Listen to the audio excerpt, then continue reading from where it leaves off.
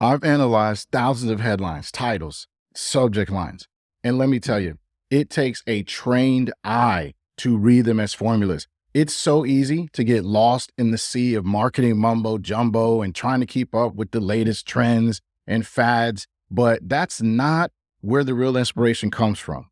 It actually comes from thinking outside of the box. And so in this episode, I am going to tell you exactly what I use to create clickbait headlines. And if you don't like the idea of writing clickbait subject lines and headlines and titles, then you can just keep doing what you're doing and basically get lost in a sea of noise out there on the interwebs. Now let's clear something up right out of the gates. It is not going to be ChatGPT. ChatGPT is awesome at a lot of things, but one of the things that is actually the worst that for some reason some people tend to think it's actually good at is ideating and coming up with headlines and ideas. Typically what you get from ChatGPT is so boring and so generic that about 99% of the time, at least today, you are so much better off coming up with your own idea concepts and formulas, and then giving those formulas to ChatGPT and leveraging it to create an endless amount of variations, and then to curate more concepts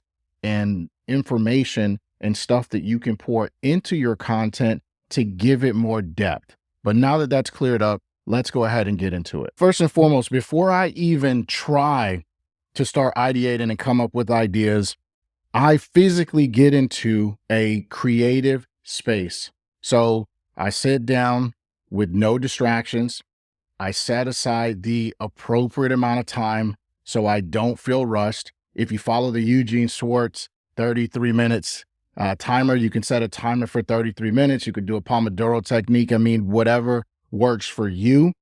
For me, I know it's just having a block of time where I'm not going to feel rushed. And I follow the JK method. If you're not familiar with that, basically you have a list of 5 topics that you always talk about. And of course, there's tons of subtopics within those 5 broader topics. And then I also have this technique that I learned from Ben Settle called the Rogues Gallery, where I have a list of all the pain points for my audience and the people in my niche.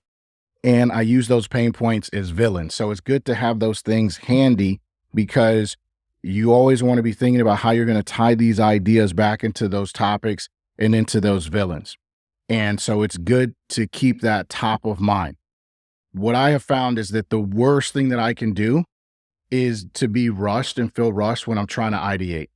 And so for me, having that time block and being in that creative space is crucial. I like to listen to some music in the background. One cool thing I found is brain.fm. Shout out to Dickie Bush. I saw this in a tweet that he did. And basically it's this music app that plays instrumentals that get your brain waves to light up like the 4th of July when you're working. I've tried it. I mean, it feels like it's been working for me. I enjoy it. And so I'm going to continue to use it. You can definitely give that a shot as well. But look, if you like jazz, listen to jazz. I've heard Baroque music is super effective for stimulating the brainwaves. That was probably like the OG way to do it before they had apps and things like brain.fm. I mean, shoot, back in the day, I used to listen to Rick Ross Hustling instrumental on repeat. So there's that. But seriously, any music or sound or physical place where you can get into your zone of creative focus and creative genius is where you want to be. So let's assume that now you're in your creative space, right? Because once I'm in my creative space, in my creative zone, now I'm going to actually start looking for that inspiration. So 2 of my favorite sources for inspiration, number one, it actually comes from the emails that I get from great email marketers. I like to study their subject lines, analyze them, figure out what made them so effective, what made me decide that I wanted to click and open and read that email.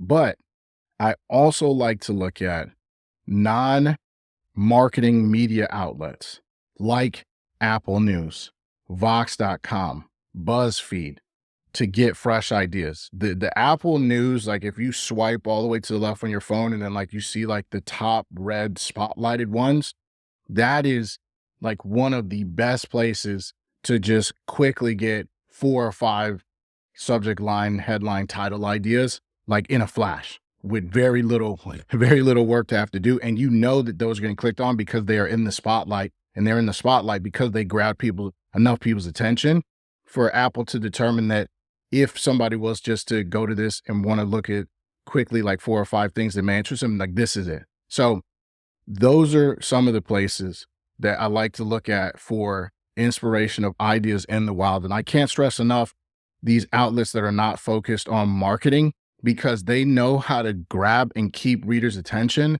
And they're not doing all of the what's working now mumbo jumbo and all of this other stuff that gurus are trying to push on people out there. So the third place that I like to get inspiration from is my own product, the Subject Line Sauce Book for Fresh Ideas. Everybody knows that each month it's going to provide you with 31 fresh subject line formulas that will help you get your readers' attention. But for me, it's not just the ones that make the publication each month. It's also the ones that don't make it, because I leverage those to, number one, figure out maybe what isn't so good so I can kind of avoid some of those things.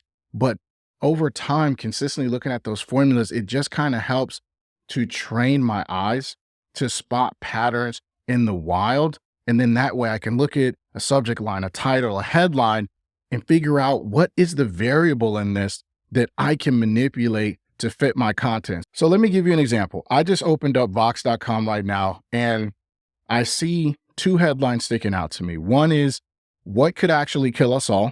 And another is, will there be any presidential debates in 2024? Now, if you've taken the infinite subject lines on demand training inside of the Subject Line Sauce Book, then you know that you can use ChatGPT for this step, and you know how to use ChatGPT for this step. But let's say you're just doing this off of the dome, like I'm doing this right now. So let's start with that first one.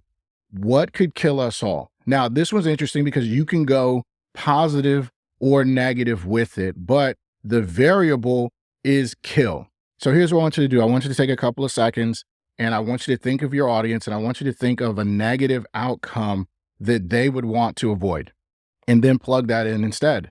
So because my audience is typically digital business owners, service business owners, coaches, content creators, people who generally are looking to try to make more sales, I might say, what could bankrupt us all? Now, I probably could come up with something better than that, but again, we're doing this exercise in just a couple of seconds here. That was the first one that came to me.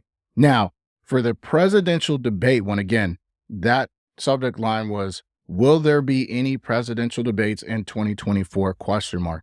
For my audience, I could say something like, will there be any ClickFunnels in 2024? Will there be any email marketing in 2024? And let me say this, don't worry about grammar. A lot of people ruin great subject lines trying to make them grammatically perfect. Sometimes it's that odd grammar when you're just plugging in your stuff in those variables that will actually get it to work, and what makes it work. Just run with it. So that's just a little bit of exercise on how you can go about coming up with inspiration for your subject lines in the wild, and then be able to create those just really awesome clickbait subject lines, headlines, and titles. So anyways, the reason why I bring this up is because there is a formula in this month's issue of the Subject Line Sauce Book that anybody can use to get their audience's attention and get them bought into using their ways, which for most I would imagine would equate to more sales. So to get in on that, just go to subjectlinesaucebook.com, and there you have it. Until we meet again at the appointed time, it's your boy Huss. Peace.